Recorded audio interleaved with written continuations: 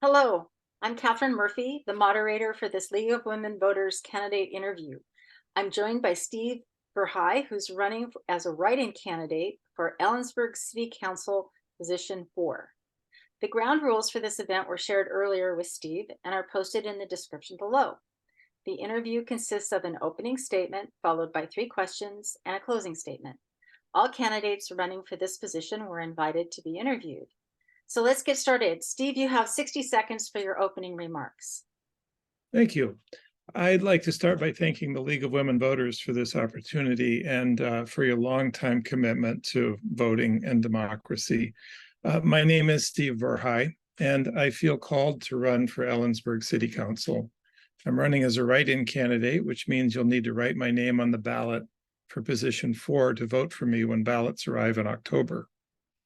It's important that we recognize and respect the level of integrity and responsibility that city council members bring to their jobs.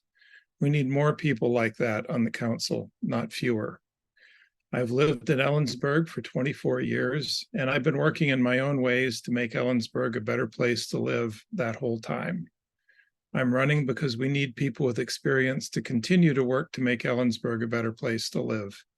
Experience matters because in the coming years, Ellensburg will be going through a challenging time for many reasons. Thank you. Thank you. The first question is, due to climate change, has the city done enough to prepare the citizens for catastrophic weather or fire events? What do you think needs to improve? And you have 90 seconds for your response. That's a great question.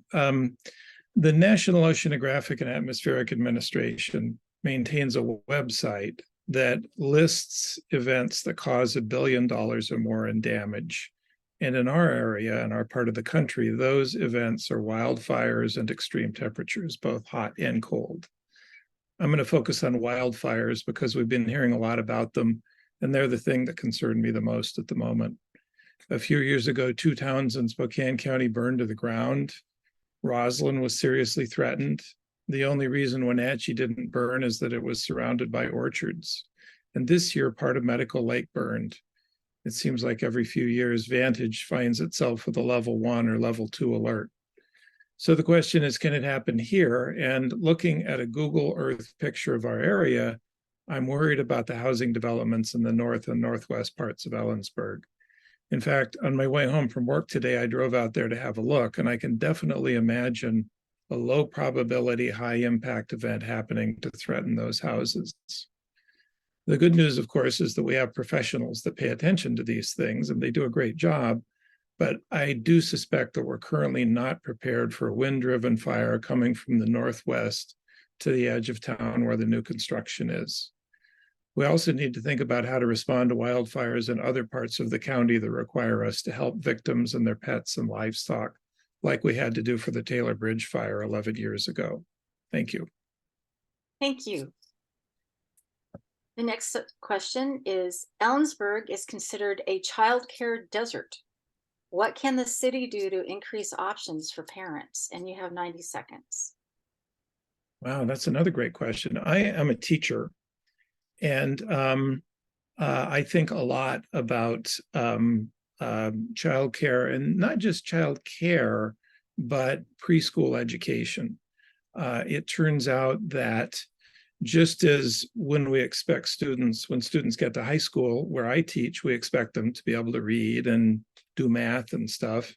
When kids get to kindergarten, they're expected to be able to do certain things so that the teachers can start right in teaching them to read and to do all of the other things they need to do.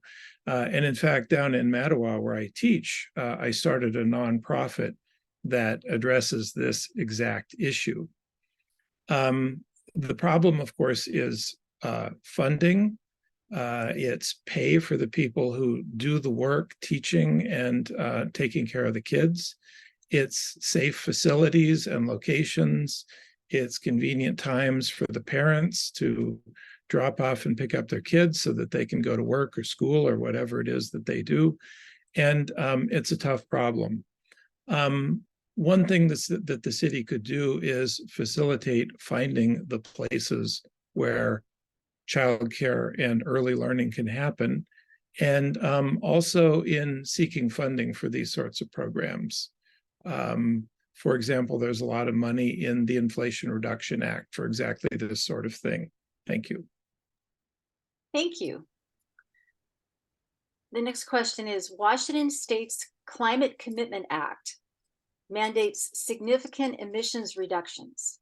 Summarize the processes and methods the city should pursue to meet the requirements of this act. And you have 90 seconds. You know, I'm embarrassed to say that I do not know exactly what the city is mandated to do, but beyond reducing emissions.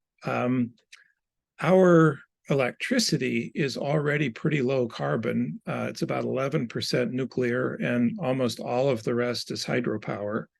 We are a natural gas provider, so that is one angle. We have the beginnings of an excellent public transportation system, and we have enormous growth happening on the edges of the city, like up north, as I was just discussing, and soon also to the south. So one thing that we could be doing is, as new people arrive to town, we provide them with the best service we can in terms of public transportation so that they don't have to use their cars. I drive an electric vehicle. I commute to Mattawa every day, and I drive an electric car. Driving it costs me about $1.50 a day. I don't have to buy gas or worry about gas prices. And of course, because our energy is so clean, it's a very low carbon emitter. Encouraging people to drive electric cars, which is something that we could do through our city-owned utility, and also by installing EV chargers downtown, is another thing that comes to mind. Thank you. Thank you. Now it's time for your closing statement, and you have 60 seconds. Well, thanks again for this opportunity, and I really like this idea of shorter videos. I am running as a write-in candidate, and you will have to write me in to vote for me on the ballot that will arrive in about the third week in October. I know that this approach, running as a write-in candidate, is a little bit unusual, but I wouldn't be doing it if I wasn't convinced that it's really important for the Ellensburg City Council to have members that respect our citizens, respect other city council members, and respect the level of responsibility that comes with the job. Ellensburg needs more people on the city council who can work with and represent all kinds of people with all kinds of backgrounds and values. I've actually done that kind of work in Ellensburg for over 2 decades, and we need more, not fewer, people with that kind of experience on the city council. My last name is spelled Verhey, and I respectfully ask for you to write me in for position 4. Thank you. Thank you, Steve Verhey, for participating in this interview and for offering to serve our community as a write-in candidate for Ellensburg City Council position 4. For those watching, remember to check votewa.gov to be sure that you are registered to vote. All interviews will be linked in the Kittitas County League's voter guide, which can be found at kittitasleague.org. Thank you for voting in this election.